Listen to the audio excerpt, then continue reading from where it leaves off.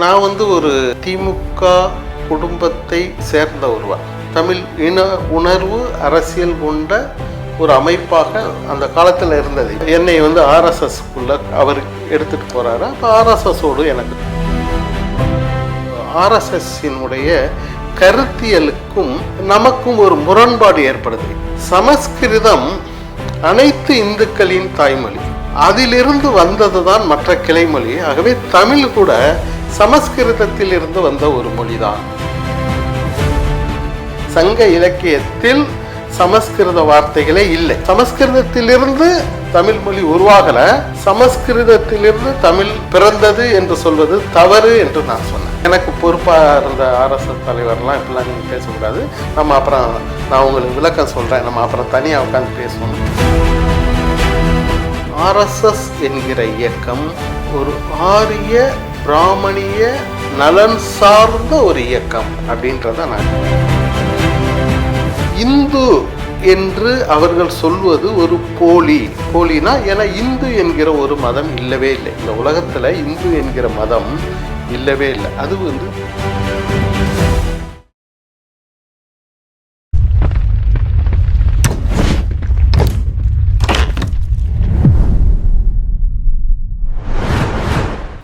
இப்போ நீங்கள் சொன்னீங்க ஒரு தமிழ் தேசிய உணர்வாளர், அந்த தமிழ் தேசிய இயக்கத்துக்காக போராடக்கூடியவர்கள், அவர்களுடைய வழக்குகளுக்காக நீங்கள் ஆஜராகிட்டு வந்தீங்க.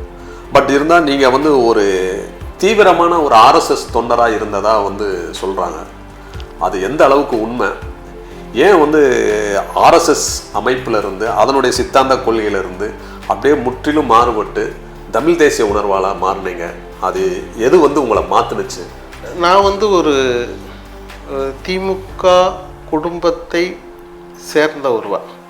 அது ஒரு தமிழ் இன உணர்வு அரசியல் கொண்ட ஒரு அமைப்பாக அந்த காலத்தில் இருந்தது. நான் ஒரு இறை கோட்பாட்டாளர், அதாவது குறிப்பாக முருகனையும் சிவனையும் வணங்கக்கூடிய ஒரு பக்திமான்.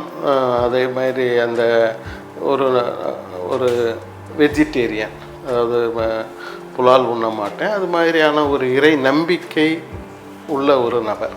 அப்போ நான் தினமும் காலையில் எழுந்து கோயிலுக்கு போய் இறைவனை வணங்கக்கூடிய ஒரு நிலையில் இருந்ததுனால அவரோடு எனக்கு அந்த இறை நம்பிக்கைன்ற அடிப்படையில் ஒரு இணக்கம் ஏற்பட்டது. இப்போ இறை நம்பிக்கையில் அந்த உறவு என்ன ஆகுதுன்னா, நாங்கள் என்னை ஆர்எஸ்எஸ்க்குள்ள அவர் எடுத்துகிட்டு போகிறாரு. அப்போ ஆர்எஸ்எஸோடு எனக்கு தொடர்பு வருது. அப்போ ஆர்எஸ்எஸ்ஸினுடைய தொடர்புகள், சித்தாந்தங்கள் எல்லாத்தையும் நான் அதோடு சேர்ந்து பயணிக்கிறேன். அதாவது ஒவ்வொரு ஞாயிற்றுக்கிழமைகளையும் சனிக்கிழமைகளையும் கல்லூரி விடுமுறை நாள்களில் அங்கே அருகில் இருக்கக்கூடிய எல்லா கோயில்களுக்கும் போவோம். அப்போ பல நபர்கள் இது மாதிரி ஆர்எஸ்எஸ்ல இருக்கக்கூடியவங்க வருவாங்க. அப்போ ஆர்எஸ்எஸ் என்ன சித்தாந்தத்தில் இருக்குது அப்படின்றத நம்ம உள்வாங்கிறோம். அப்போ ஒரு கட்டத்தில் என்ன நமக்கு தெரிய வருது அப்படின்னா, நம்ம ரொம்ப ஆண்டுகளாக பழகி அந்த சாகாவில் கலந்துக்கிட்டு நம்மளே ஒரு சாகாவை நடத்தக்கூடியவராக மாறி இருக்கோம். அதே மாதிரி பல்வேறு கூட்டங்களில் நம்ம கலந்துருக்கோம். ஆர்எஸ்எஸ்னுடைய வகுப்புகளில் பல மாவட்டங்களை சேர்த்து நடத்தக்கூடிய வகுப்புகள் எல்லாம் கலந்துருக்கும்போது, அப்போ என்ன ஒரு ஆர்எஸ்எஸ்ஸினுடைய கருத்தியலுக்கும் நமக்கும் ஒரு முரண்பாடு ஏற்படுது. எங்கே முரண்பாடு ஏற்படுதுன்னா, நான் புதுக்கோட்டையில் ஒரு நிகழ்வு நடக்குது. கிட்டத்தட்ட ஒரு 300க்கு மேற்பட்ட ஆர்எஸ்எஸ் இயக்க உறுப்பினர்கள் இருக்காங்க. அப்போ விவேகானந்தா கல்லூரியிலேருந்து வந்த ஒரு பேராசிரியர், அவர் வைஸ் பிரின்சிபால்னு நினைக்கிறேன், அவர் பேசும்போது சமஸ்கிருதம் அனைத்து இந்துக்களின் தாய்மொழி, அதிலிருந்து வந்தது தான் மற்ற கிளைமொழி. ஆகவே தமிழ் கூட சமஸ்கிருதத்தில் இருந்து வந்த ஒரு மொழிதான் என்று அவர் பேசுகிறார். எனக்கு தமிழின் மீது பற்று உண்டு. நான் ஓரளவு அறிந்தவன் என்ற முறையில் நான் எழுந்து நின்று, உங்களுடைய கருத்து தவறு, தமிழ் மொழி சமஸ்கிருதத்திலிருந்து தமிழ் மொழி வந்தது என்று நீங்கள் சொல்வது தவிர, அனைத்து இந்துக்களுக்கும் சமஸ்கிருதம் தாய்மொழி என்பதும் தவறு. சமஸ்கிருதத்திலிருந்து ஒரு மொழி உருவாகினால் தாய்மொழியிலிருந்து ஒரு செய்மொழி உருவானால் தாய்மொழியினுடைய சொற்கள் பெரும்பாலும் செய்மொழியில் இருக்கும், அதிகமாக இருக்கும். நீங்கள் எடுத்து பார்த்தீங்கன்னா மலையாளம் வந்து தமிழ்லேருந்து கடைந்த ஒரு 1000 ஆண்டுகளுக்கு முன்னாடி பிரிஞ்சிருக்குன்னா இன்னைக்கு கேரளாவில் பேசக்கூடிய அந்த மலையாள மொழியில் பெரும்பாலான தமிழ் சொற்கள் இருக்கு. அந்த சொற்களை நீக்க முடியாது உங்களால். அது மாதிரி சமஸ்கிருதத்திலிருந்து தமிழ் மொழி வந்திருந்தால் தமிழில் அதிகமான சமஸ்கிருத சொற்கள் இருந்திருக்கணும். ஆனால் சங்க இலக்கியங்களை நான் அறிந்தவரை, அதாவது நான் அறிந்தவரை இல்லை, உண்மையிலேயே சங்க இலக்கியத்தில் சமஸ்கிருத வார்த்தைகளே இல்லை. ஏன் இல்லைன்னா சமஸ்கிருதத்திலிருந்து தமிழ் மொழி உருவாகலை. தமிழ் மொழி சமஸ்கிருதத்துக்கு முந்தைய மொழி தான். இப்போ நாம் அதற்கு பின்பு பாவாணரை படித்த வரையில். ஆகவே ரெண்டும் வெவ்வேறு மொழிகள். சமஸ்கிருதத்திலிருந்து தமிழ் பிறந்தது என்று சொல்வது தவறு என்று நான் சொன்னேன். அதை நான் இப்போ பின்னாடி ஒரு வழக்காயும் போட்டிருக்கேன். அதை நான் சொல்கிறேன். என்னன்னா அதற்கு பின்பு அங்கிருந்த ஆர்எஸ்எஸ், எனக்கு பொறுப்பாக இருந்த ஆர்எஸ்எஸ் தலைவர்லாம் இப்படிலாம் நீங்கள் பேசக்கூடாது, நம்ம அப்புறம் நான் உங்களுக்கு விளக்கம் சொல்கிறேன், நம்ம அப்புறம் தனியாக உட்காந்து பேசணும். அப்போ ஆர்எஸ்எஸ் என்கிற இயக்கம் ஒரு ஆரிய பிராமணிய நலன் சார்ந்த ஒரு இயக்கம் அப்படின்றத நான் அறிஞ்சுக்கிட்டேன். இந்து என்று அவர்கள் சொல்வது ஒரு போலி. அந்த எல்லா மதத்தையும் ஒருங்கிணைத்து இந்துன்ற ஒரு மதத்தை பிரிட்டிஷ்காரன் கொண்டு வந்ததுக்கு பின்பு அது இவர்களுக்கு ஒரு நலனாக போய்விட்டது. என்ன நலன் போயின்னா, இந்த மதத்தின் தலைமை பீடமாக இந்த ஆரிய பிராமணர்கள் இருந்து கொண்டு இந்து மதம் என்பது நம்முடைய மதம். ஆர்எஸ்எஸ் இயக்கம் ஆரிய பிராமணிய மேலாதிக்கத்தை இங்கு திணிப்பதோடு மட்டும் இல்லாமல் நம்முடைய மக்களை, அதாவது அவன் அங்கிருந்து வந்தவன் இங்கு ஒரு கலகத்தை உருவாக்குறான், பிரித்தாலும் சூழ்ச்சியை உருவாக்குறான். இந்த புரிதல் வருகிற பொழுதுதான் ஆர்எஸ்எஸ் இயக்கம் இந்த மண்ணுக்கு எதிரான இயக்கம், அரசியலாகவும் சரி, சித்தாந்த ரீதியாகவும் சரி, அதன் பண்பாட்டு ரீதியாகவும் சரி, இன்னைக்கும் அவர்கள் பல பேரை, அதாவது இங்கு உள்ள தமிழ் மக்களையே தன்னுடைய அடியாட்களாக மாற்றி கொண்டு இருக்கிறார்கள்.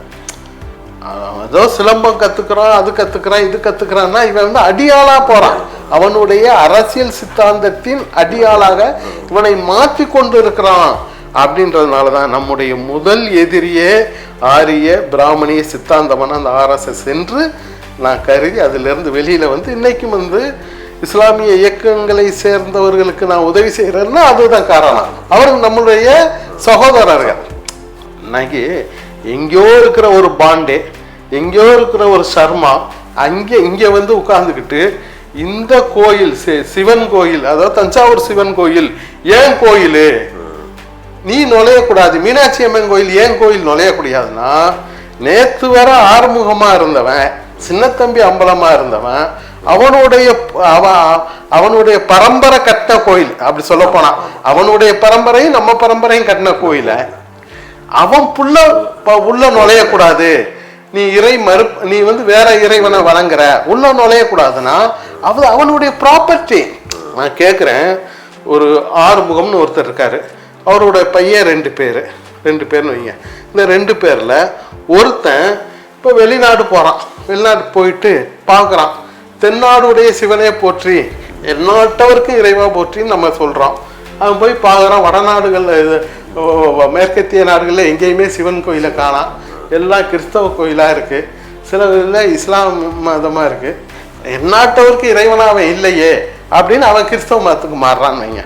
மாறிட்டு இங்கே திரும்பி வந்தான்னா அவனை இவர்கள் என்னவா சொல்றாங்க, அவனுக்கு இவனுக்கு சம்பந்தம் இல்லை, நீ இந்த கோயிலுக்குள்ள நுழையக்கூடாது, உங்க அப்பா கட்டின கோயிலா இருந்தாலும் நீ நுழையக்கூடாதுன்னு சொல்றதுல எந்த வகை நியாயம்? எங்க அப்பனுடைய சொத்து, என் அப்பனுடைய சொத்து பையனுக்கு வருமா வராதான்? எந்த மதத்துக்கு வந்தான்னா அது மாதிரி இந்த சமயம் இந்து சமயம் கிடையாது. நீ ஒரு ஒரு பிரிட்டிஷ் ஆட்சி இந்து மதம்னு ஒரு மதத்தை உருவாக்குறதுனால கிடையாது. சிவன் கோயிலோ இல்லை மீனாட்சி அம்மன் கோயிலோ அது அந்த தமிழ் மக்களுக்கு சொந்தமான கோயில். அதனாலதான் நான் ஒரு கருத்தியல் பரப்பலை அண்மையில மேற்கொண்டேன். அண்மையில் ஒரு நாங்கள் தமிழ் தேசிய மக்கள் கட்சி சார்பாக ஒரு இது பண்ணோம். அதாவது தமிழ்நாட்டில் இருக்கக்கூடிய அனைத்து கோயில்களும் நீ வந்து இந்து சமய அறநிலைத்துறையினுடைய கட்டுப்பாட்டில் நீ கொண்டு வந்திருக்கீங்க. இந்து சமய அறநிலைத்துறை அப்படின்றதே தவறு. ஏன்னா இந்து சமயத்தினுடைய இந்து சமயம்ன்ற ஒரு சமயமே கிடையாது. ரெண்டாவது சைவம் வைணவம் அப்படின்னு இருக்கு. இப்போ இது இது இது வந்து அறநிலையத்துறை, தமிழர் அறநிலையத்துறை அப்படின்னு ஏன் மாற்றலை? மாற்றுங்க, இந்த அறநிலையத்துறைன்னு மாற்றாதீங்க, சொல்லாதீங்க. அப்படின்னா இப்போ வட இந்தியாவில் இருக்கான், ஒரு பீகாரில் இருக்கான், மகாராஷ்டிரில் இருக்கான், ஒருத்தன் இங்கே வர்றான், வந்து நானும் நீனு இந்த கோயில் எனக்கு சொந்தான்னு சொன்னா ஒத்துக்குருவியா? அப்படிதானே?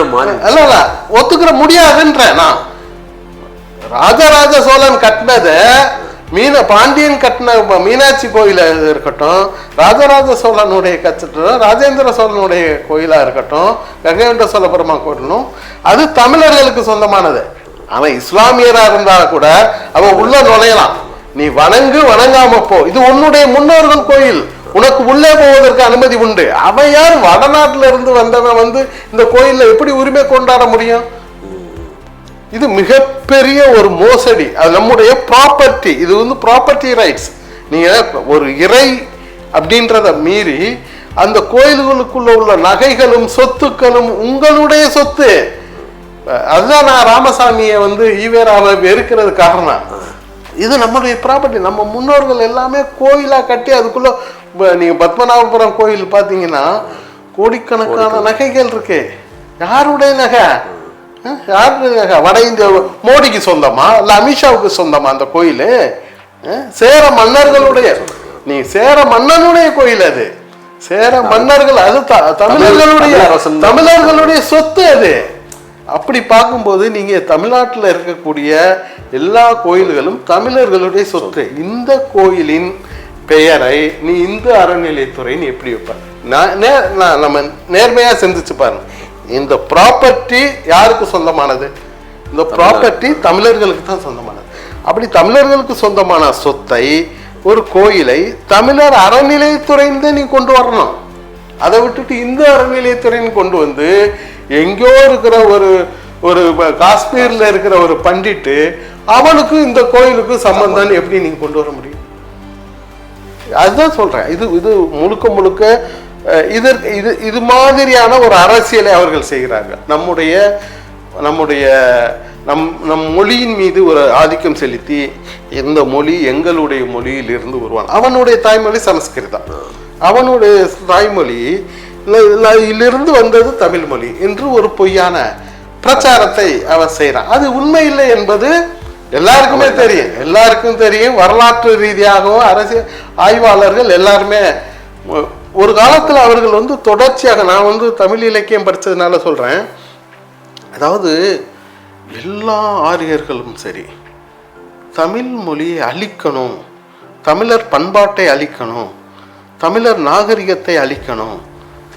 அதை அழிச்சுட்டா இந்தியா முழுக்க ஆரியர்களுடைய நாடு, இது ஆரியர்களுடைய பண்பாடு, இது வந்து பரத நாடு அப்படின்னு கொண்டு வரணும்னு பார்க்குறாங்க. பரதனி தமிழ்நாட்டை ஆண்டதா சரித்திரமே கிடையாது. நீங்க வந்து முகலாயர்கள் படையெடுத்து வந்தா கூட தமிழ்நாட்டை ஆண்டதா இல்லை. நீங்க தமிழ்நாடு வர வருவான், அதாவது தமிழ்நாடு பார்டர் வர வருவான், தமிழ்நாட்டை ஆண்டதாக இல்லை. அதே மாதிரி அசோக சக்கரவர்த்தியும் தமிழ்நாட்டு வர வந்ததா கிடையாது. அவங்க இவர்கள் எல்லாருமே வரலாற்றை வந்து திரிச்சு எழுதுறாங்க. ஆகவே தமிழர்களுடைய மொழியோ பண்பாடோ வந்து சமஸ்கிருத காலத்துக்கு பல ஆயிரம் ஆண்டு காலத்துக்கு முந்தியது. நம்முடைய தலைவர்கள் வந்து நம்முடைய மொழியையும் நம்முடைய இனத்தையும் நம்முடைய மக்களுக்கு வந்து உண்மையிலேயே வந்து கொண்டு செல்லாததனுடைய விளைவு தான் இப்போ நம்ம கூட என்ன செய்கிறோம், ஆர்எஸ்எஸ் ஏதோ நம்ம இயக்கம் அப்படின்னு நம்ம ஏதோ போகிறோம். அப்போ அதாவது ஒரு விளக்கை பார்த்து விட்டில் பூச்சிகள் போய் விழுந்து சாகிறது மாதிரி இன்னைக்கு ஆர்எஸ்எஸ்ஸையோ பிஜேபியோ இந்து முன்னணியோ பார்த்து அது தமிழர்களுக்கு எதிரான இயக்கம் என்பதை நம்ம புரியணும், நம்ம பரப்பணும், நம்ம மக்கள்கிட்ட பரப்பணும். இப்ப நான் வெளியில வந்துட்டேன், பல பேர் வெளியில வரணும்ல, வெளியில வந்து அதை அழிக்கணும். உண்மையிலேயே வந்து அது நம்முடைய கருத்தியலுக்கு நம்ம அரசியலுக்கு எதிரானது. 2-3 பாடல்கள் தான் வந்து செந்தமிழ் நாடனும் போதினிலே தென் வந்து பாய்துக்காங்க. ஆனா பெரும்பாலான பாடல்கள் இந்த மண் ஆரிய மண், இந்த மண், இந்த நாடு ஆரிய நாடு, சமஸ்கிருதம் உயர்வான மொழி, ஆரிய பிராமணியம் உயர்வானது அப்படின்றத நீங்க பல பாடல்கள்ல சொல்லியிருப்பாரு. ஆனா பின்னாடி வந்து யாம் அறிந்த மொழிகளிலே தமிழ் நான் தான் சொல்றேனே, இப்ப மோடி போய் உலகமெல்லாம் திருக்குறள்ல ஒரு குறள் சொல்றாரு, தமிழ் உயர்ந்தது சொல்றான்றதுக்காக நீங்க அவரை நீங்க நம்மளை பத்தி புகழ்றான் அப்படின்னு நினைக்காதீங்க. எவன் ஒருவன் நம்முடைய மொழியை புகழ்ந்து நம்மிடம் பேசுகிறானோ நம் மொழியை அழிக்க அவன் திட்டமிடுகிறான். ஷேர் பண்ணுங்க, சப்ஸ்கிரைப் பண்ணுங்க, மறக்காம பெல் பட்டனை கிளிக் பண்ணுங்க.